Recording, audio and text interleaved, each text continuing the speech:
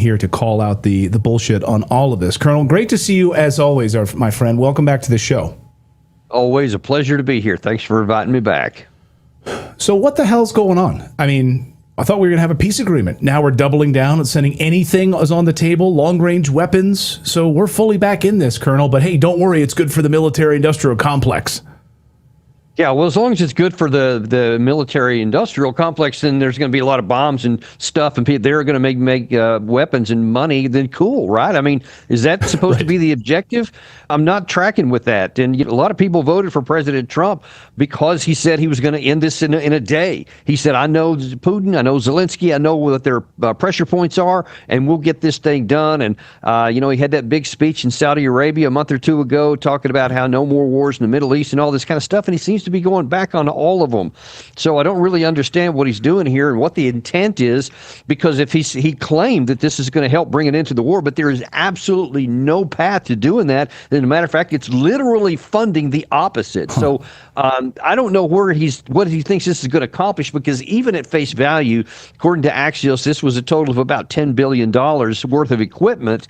Well, you saw in 2024, Joe Biden had $61 billion of equipment, which absolutely was just had nothing, no success whatsoever. In fact, Ukraine lost, and there's probably many reasons for this, but they lost faster after that $61 billion was allocated, i.e. it did not stop anything. So why does anybody think about 1/6 of that amount is going to do anything now except maybe make Ukraine lose slower? I don't get it. That's such a smart point. Such a smart point. Like, the more money we put into this thing, the more likely it is Ukraine loses.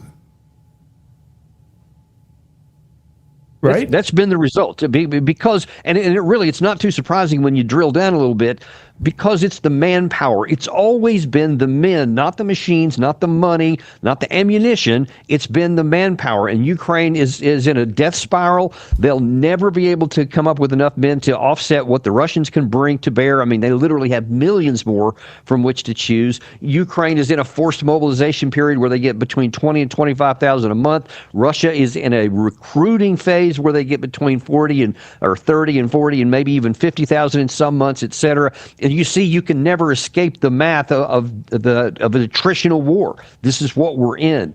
And so I don't understand why people at the highest levels of our government don't understand the basic math of it. Forget about your preferences or anything else. Doing this will not change the math, and it will not change the deterioration on the battlefield. Ergo, it's going to facilitate Russia winning more Ukrainian land. That's the perverse bottom line. Well, here's something that may be a clue into why is the president doing it. When you look at the big, beautiful bill, you notice that the estimates to the boost in the economy will be due mostly to tax cuts and increased defense spending. That's how the president has budgeted increasing the economy in the short term through the big, beautiful bill. And he needs that to happen. That's the same as what President Biden made the case. Like, hey, we're going to sell the weapons. We're going to make some money. It's going to be good for us, right? And so now I see no daylight between the intention of the Trump administration and the intention of the Biden administration, which is expanding the war industrial complex. Now, we talked about before we brought you on how the administration and Lindsey Graham is saying, no, but we're selling them to NATO. But again, we pay for NATO. So do you see this as a big money laundering scheme when there's nothing's going to change with the outcome of the war, as you just said? Well, yeah, I mean, whether it's intentional or just as a byproduct, I mean, that's the net result that we can't argue about. But listen, there's bigger issues for our national security which need to be addressed and highlighted here. It doesn't matter so much who pays for these weapons. It matters the fact that we're getting them out of our inventory. And it was Bridge Colby and several others talked about in the last couple of weeks how the reason we put some of these last pauses on the shipment going to Ukraine was because our stock were getting too low. They were getting below the critical need that we need, should we need them in our own defense. And so instead of saying, yeah, we can't give any more, because our production capacity is so slow in comparison that we don't have time to replace these losses. So now, instead of saying, no, we're going to not go down too low with our own stockpiles, we're going to go down faster. And I just don't understand why we're literally playing with our own national security. And you look at what happened with Israel, what's happened with Iran, and now what's going on with the Ukraine, et cetera. Our THAAD missiles, for example, key issue here. We used about 15 to 20% of our entire arsenal in that last barrage, that so-called 12-day war that we engaged in of our THAAD. Wow. That means our national security is now at risk if we need theater ballistic missile protection anywhere in the world. And unfortunately, that just doesn't get enough notice, and I think it needs to get more so. Can I ask you some tactical stuff here about Ukraine? Where do we stand in this war? I just saw someone in our chat room just saying, guys, remember, like over 100,000 people, 100,000 young men in Ukraine have now deserted, soldiers leaving the front lines, running away if they can.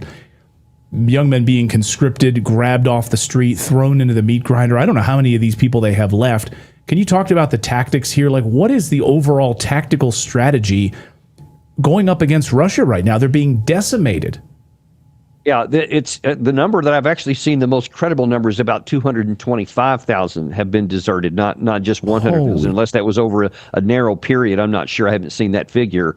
But in terms of the strategy, I had a pro-Ukrainian person on my show a couple of days ago, and asked the question, because I pointed out the realities on the ground, that clearly they don't have the manpower, they don't have the equipment. These drones are going to continue to fly in, the missiles from Russia. No matter what Trump does, you won't have enough to knock them all down. And I said, what is the path? Because you see that with enough time, an attritional war will eventually grind you to literal nothing, and you'll lose everything. And he said, we're just hoping for a miracle. We're just keeping fighting one day at a time, just hoping for a miracle, holding Russia back as fast as we can.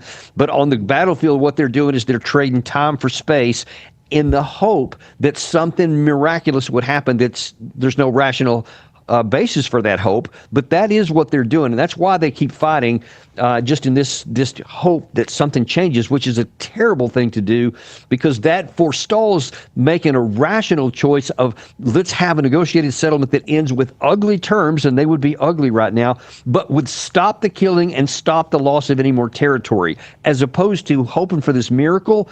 And if it doesn't come, you could literally lose everything. And one of my fears is that this gives, inhuman creatures like Lindsey Graham the right to say, I told you so. You can't negotiate with Putin. So it is a stain on the efforts of diplomacy. So are we even going to try this anymore? We thought that if diplomacy had any hope, it would be with President Trump, definitely over Kamala Harris. And now it seems like that's been deflated and the bad guys now have the narrative. I hate the way you put that, but it's hard to argue with any of it because, I had really hoped because Trump, was emphatic from 2023 on. He was always talking about, I'll have this war over in a day and, no more dumb wars and all that kind of stuff. And I genuinely thought he would do it. But then all of a sudden the days start turning into weeks, start turning into months, and every opportunity he had to use the leverage we have to compel a deal, the best terms that could come out for Ukraine, but that would force an end to this war, he just let it go. And then, he talked, remember, about 100 days. Kellogg said we'd have this done in 100 days. And then it was in April, he said, all right, we are days away from walking away from this. If we don't get it, that's going to be it. And then the days turned into weeks and again started turning into months. And now we have 50 days. And I don't know what any of these numbers mean because none of them have held. The only thing I can see, no matter what intent is that we're keeping it on life support, the war, so that it continues on. And, of course, that makes Lindsey Graham and all his folks really happy. And it just keeps the death toll climbing by the day in Ukraine, which is immoral and egregious in my view. Yeah, maybe we can push it to 20 years like Afghanistan. Really enrich that military-industrial complex. I think that'd be great. Really fantastic stuff. Colonel Dan Davis from the Deep Dive. Always great to see you, and we really appreciate your insights on this. I think you're right. That 100 days have been squandered. Colonel Davis, great to see you. Thanks so much. Always. All right, coming up.